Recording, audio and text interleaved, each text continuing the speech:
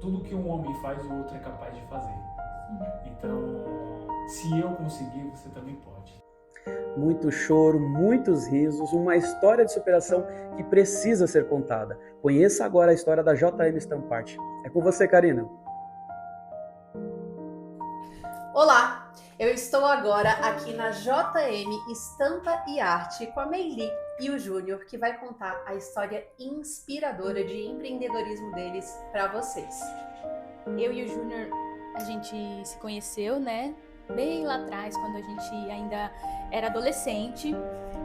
Nós viemos de uma família muito humilde, graças a Deus a gente nunca passou fome, né? Nunca tivemos esses problemas, mas uma família sempre humilde. Minha mãe e meu pai sempre trabalhou muito, né? E dando as coisas pra gente ali na medida do possível, mas sempre com muita dificuldade.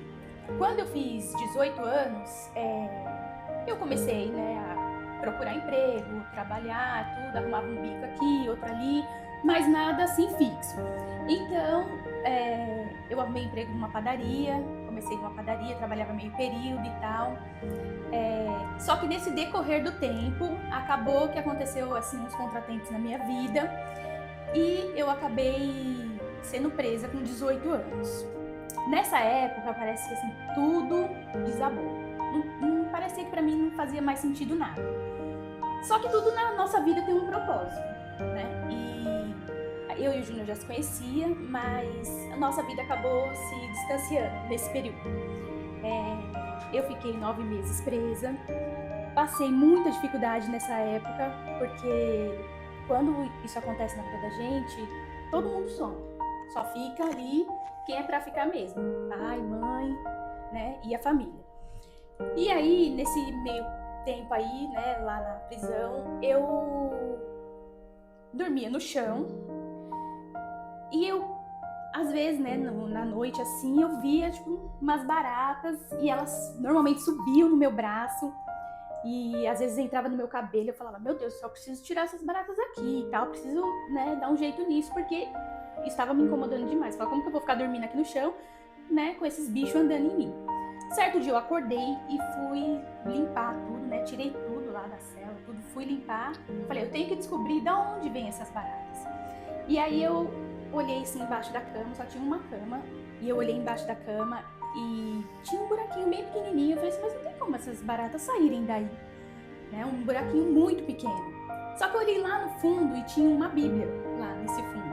E aí eu peguei essa Bíblia, perguntei para minhas, né, colegas lá de cela e falei, gente, é de vocês? Está aqui, né? Eu achei embaixo lá da cama, mas eu não sei de quem é. Elas, não é da gente, não era de ninguém da cela. Eu falei, ainda a outra colega falou assim, mas a gente lava aqui todo final de semana, não tem como essa Bíblia tá aí. Eu falei, mas eu achei ela lá embaixo da cama que eu fui limpar. Eu falei, bom, se não é de ninguém, eu vou ficar pra mim. E aí eu lembrei, né, que meu pai sempre lia pra gente o Salmo 91, e eu ficava ali, sempre lendo ali o Salmo 91, e toda noite eu subia em cima da privada, porque daí dava pra olhar a janela, e eu lia o Salmo 91 e ficava olhando lá pra fora. Eu falava, aqui é o único jeito que eu consigo ver lá fora, né?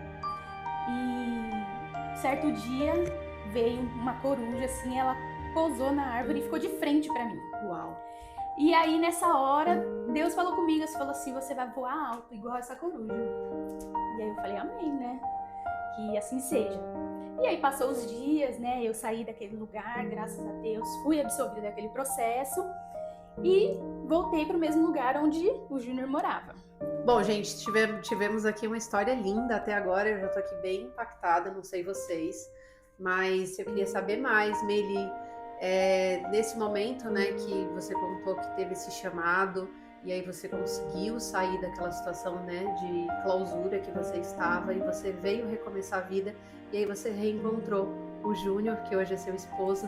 Júnior, conta pra gente como que foi esse reencontro, o que surgiu a partir daí. Bom, eu já tô até emocionado aqui só de gostar, mas foi uma mudança de vida na minha história, através dessa minha esposa.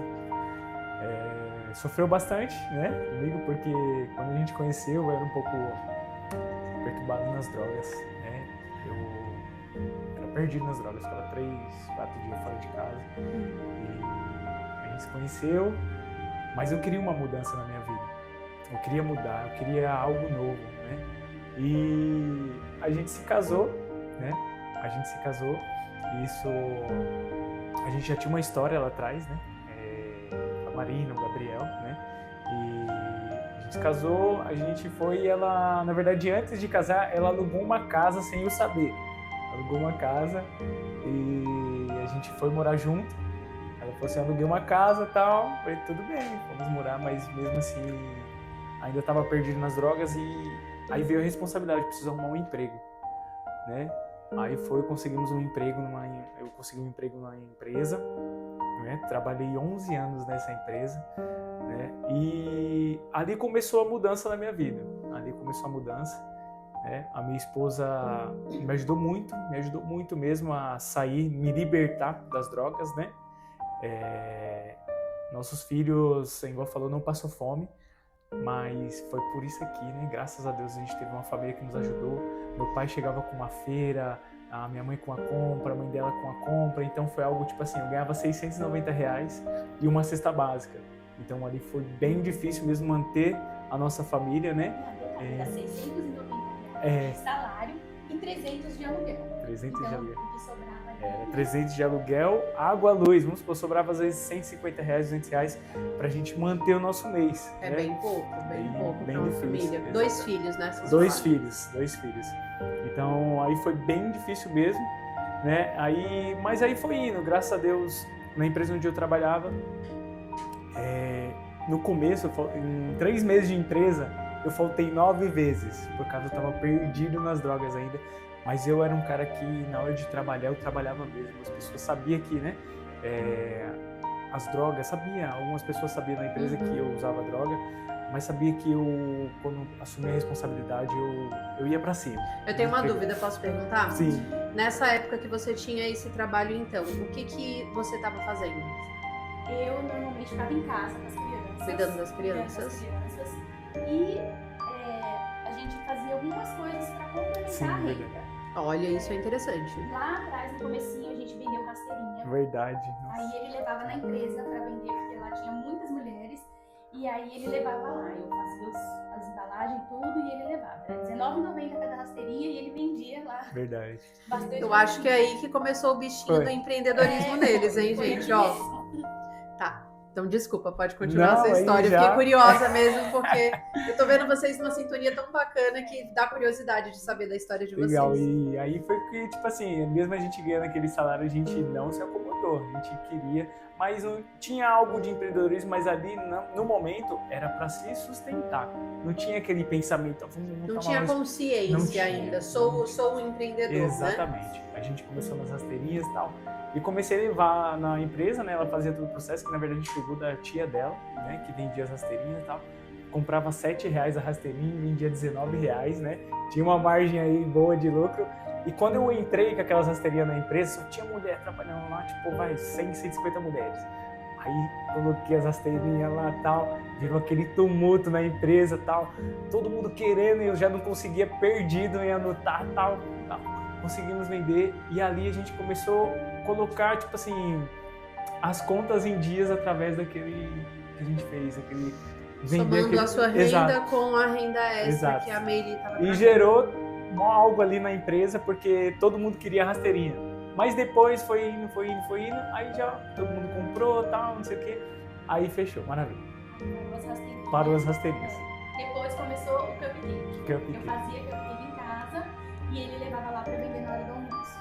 Aí ele saía com as bandeiras, passava a noite fazendo. Gente, mas temos uma mulher não só empreendedora, temos uma mulher criativíssima. E ele levava esses cupcakes pra vender na hora do almoço. Também foi um sucesso, né? Todo mundo queria, todo mundo gostou, né, do cupcake. Sim.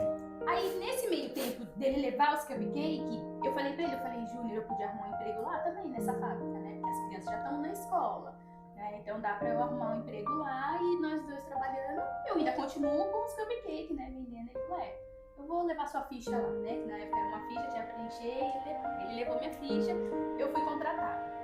Comecei a trabalhar lá e continuei com os cupcakes, né? Chegava do serviço, fazia os cupcakes e ele levava. Aí depois... Aí veio o próximo, né? Hot dog. Hot dog. Depois acabou a época do cupcake, veio o hot dog. Falei, Júlio, dog na hora do almoço. A gente tinha 1 hora de almoço. E 1 hora de almoço a gente vendia mais de 100 hot dogs. Uau! Um marcava, o outro O outro coloca a ajudava. salsicha que eu pego a mostarda. assim. E aqui na correria, na hora E do aí os almoço. pagamentos eram dia 5 e dia 20. Aí o pessoal comprava no carro e sempre acertava dia 5 e dia 20. Também Legal. foi assim um tempo que ajudou muito a gente, porque esse Sim. valor que entrava complementava a renda e graças a Deus ajudou muito. Sim.